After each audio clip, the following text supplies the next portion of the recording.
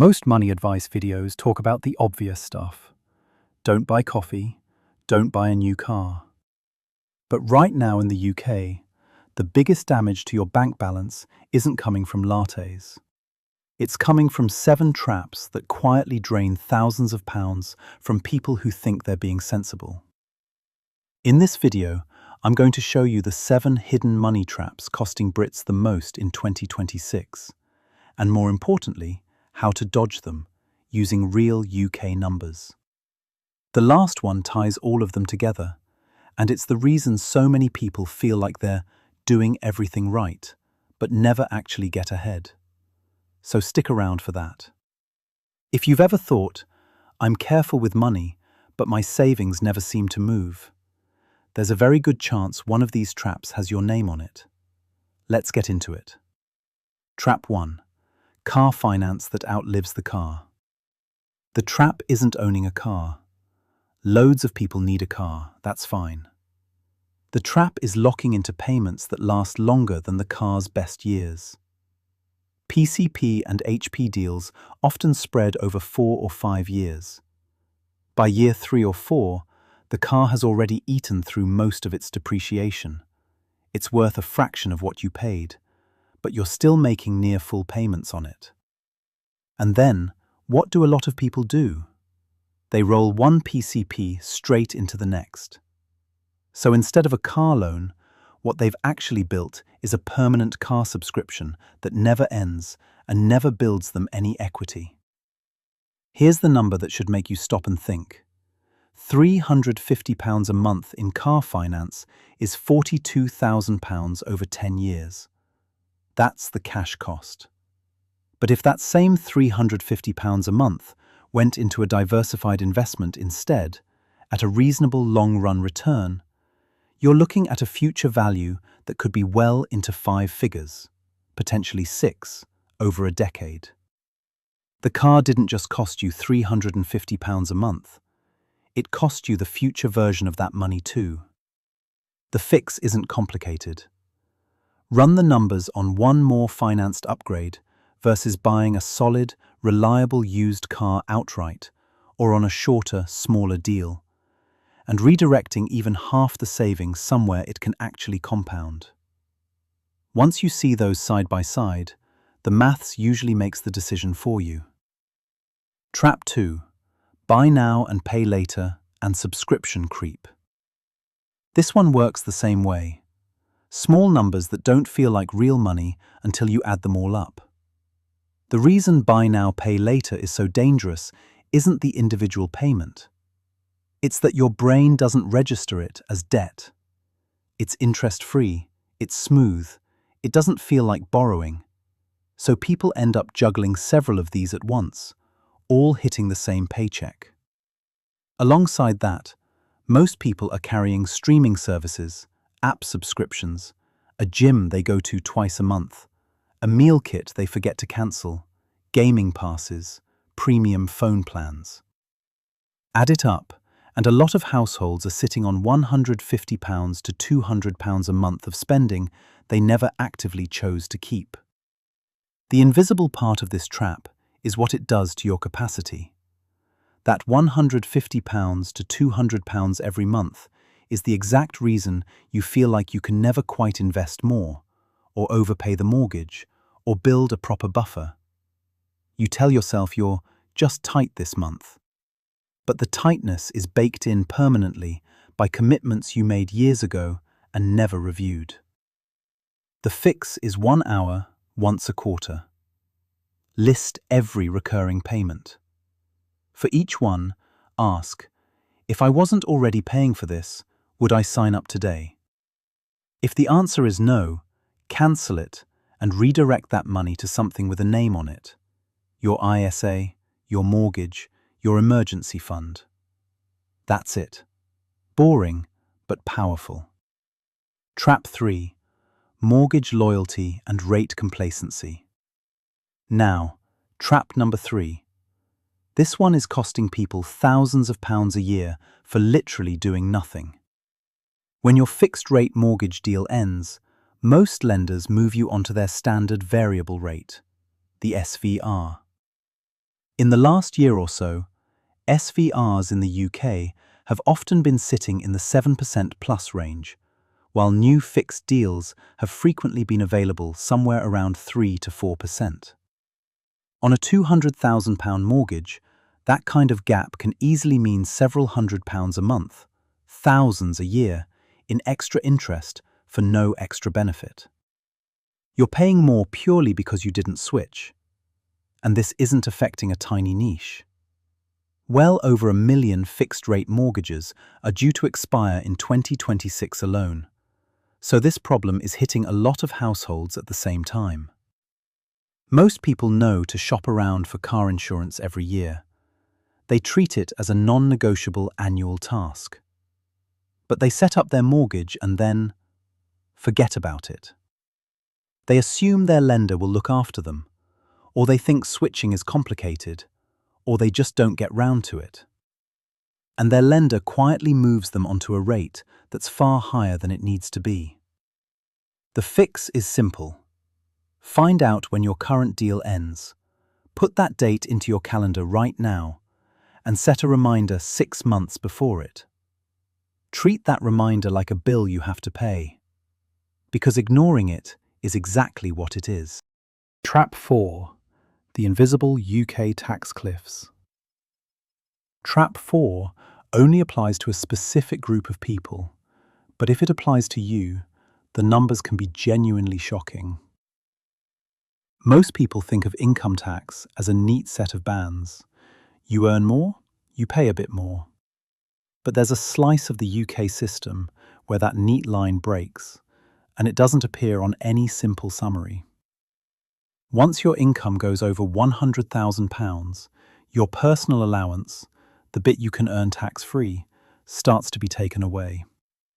For every £2 you earn above that threshold, you lose £1 of tax-free allowance. That means you're paying higher rate tax on the extra income and, effectively, on some of the allowance you just lost. The result is an effective marginal tax rate that can be around 60% in that band, even higher once you factor in national insurance for employees. For many people, a pay rise from just under £100,000 to just over it can leave them with less take-home than they expected, or even less than they had before. And if you have children, crossing £100,000 can also trigger the loss of some childcare support. The true cost of that pay rise can be much higher than the headline tax rate suggests. Forecasts suggest that far more people will be caught in this £100,000 tax trap over the next few years than ever before, thanks to frozen thresholds and rising wages. The practical fix is to use pension contributions or salary sacrifice to bring your adjusted net income back below £100,000. Every £2 you contribute restores £1 of personal allowance, and a well-planned contribution can save thousands of pounds in tax while growing your retirement pot at the same time. Tax bands and benefits change over time, but the principle stays the same. Understand where the cliffs are, and plan your income so you're not walking over them by accident. Trap 5. Safe investing that never actually grows. Trap 5 catches people who've already done something right. They've moved out of cash, they're investing. But they've done it in a way that's barely better than not investing at all. A lot of UK savers move into what they think of as cautious investments. Short-term fixed savings, ultra-low-risk funds, or a single buy-to-let that looks solid but barely grows after fees, voids, and maintenance. And they feel good about it. It feels responsible. But over 10 or 20 years, the difference between a genuinely diversified growth portfolio and a super cautious one isn't a few percentage points. It's potentially the difference between your money roughly doubling and your money barely moving. The less obvious version of this trap is de-risking too early. Someone in their late 40s decides they've had enough volatility and shifts everything into the most conservative options available. They protect themselves from short-term dips, but they lock in long-term poverty of returns, right at the moment when compound growth needs the most time to work. The rule of thumb that actually holds up is simple. Match your risk to your time horizon. If you need the money in the next 1 to 3 years, it belongs in cash or something very stable. If you won't touch it for 10 or 15 years, your future self needs that money in something that has a genuine chance to grow, not something that just feels safer today. Trap 6. Safe cash that quietly goes backwards. Trap 6 is the one that catches people who genuinely think they're being careful and sensible. It's one of the biggest on this list. Cash savings feel safe, and for short-term needs, they are. But recently, the average instant access savings rates and variable cash ISA rates have often been sitting around 2%, just over 2%, while inflation has been higher than that. That means, in real terms, the spending power of your safe money is shrinking every year, even as the balance creeps up. Most people think of cash as risk-free. Over a few months, that's fine. Over a decade, leaving large chunks of money in below-inflation accounts can quietly cost you more in lost purchasing power than some stock market corrections. If you'd saved £10,000 in cash back in 2000 and just left it there, inflation alone would have roughly halved the spending power of that money by now. The account balance looks fine. The real value has been cut in half. Here's a simple way to picture it. Take £20,000 sitting in an easy access account, earning around 2%. If prices are rising faster than that, you're losing a slice of real value every year. Over 10 years, that adds up. And if that money was in a diversified stocks and shares ISA instead, the long-run trajectory is completely different. The rule is straightforward. Money you might need in the next 1 to 3 years belongs in cash, full stop. Keep a proper emergency fund. Keep short-term goals in savings. But money you won't touch for 5 or 10 years or more is being quietly taxed by inflation if it's just sitting in a savings account. That's not safety. That's slow erosion with extra steps. Trap 7. Lifestyle creep moving faster than your income. And Trap 7 ties everything together. It's the reason so many people earn more and more over their careers, but never actually feel wealthier. Every time income goes up, something else goes up with it. A nicer car, a bigger house, private school, premium subscriptions, a holiday that's slightly more expensive than last year. None of these feel like a mistake in the moment. They feel like the reward for working hard. Individually, they're fine. The trap is when every single pay rise gets converted directly into higher fixed monthly outgoings, so your savings rate stays stuck at 5 or 10% no matter what you earn. Think about someone whose income doubled over 10 years. The numbers look great on paper. But if every promotion triggered a lifestyle upgrade that absorbed most of the increase, their ability to build real capital barely changed. Compare that to someone who held their lifestyle steady through one promotion and redirected the difference into investments or debt reduction. 10 years later, the gap between those two people is enormous, even if their salaries are identical. For most professionals, the biggest determinant of long-term wealth isn't their salary. It's whether they let lifestyle costs rise slower than income. And that's a decision, not a default. The fix is a rule you set once and stick to. When income rises, at least half of the increase goes to future you.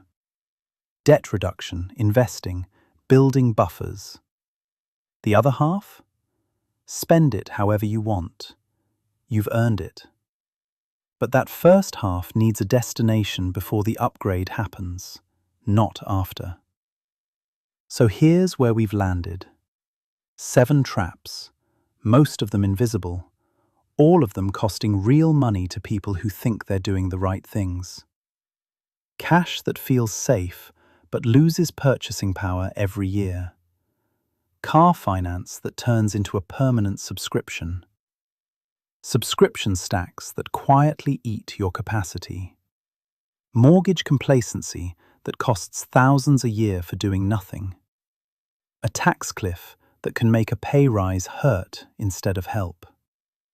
Cautious investing that barely keeps pace. And lifestyle creep that keeps your savings rate flat no matter how much you earn. At the start of this video, the idea was that you might be doing everything right. By now, you can see that doing everything right often just means avoiding the obvious mistakes, and the expensive ones are hiding underneath. If you found this useful, drop a comment below with which trap caught you most off guard. I read every single one, and it genuinely helps me know what to cover next. And if you want to go deeper on any of these, especially the mortgage side, or building a real investment strategy in the UK, the next video is right there. Go watch it next.